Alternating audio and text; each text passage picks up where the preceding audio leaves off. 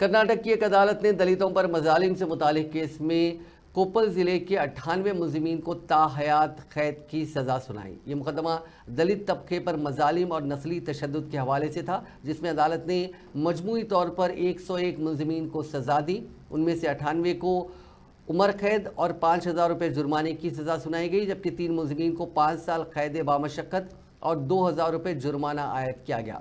Justice Chandrashekhar सी ने जुमेरात को यह फैसला सुनाया।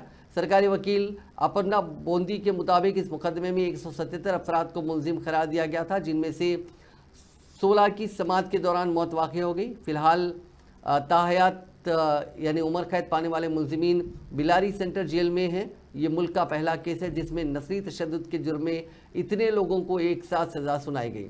दलितों पर यह मज़ालिम 28 अगस्त 2014 को कोप्पल के मुराकुंबी गांव में उस वक्त पेश आए थे जब दलितों को गांव के होटलों और हजाम की दुकानों में दाखिल होने से रोक दिया गया था।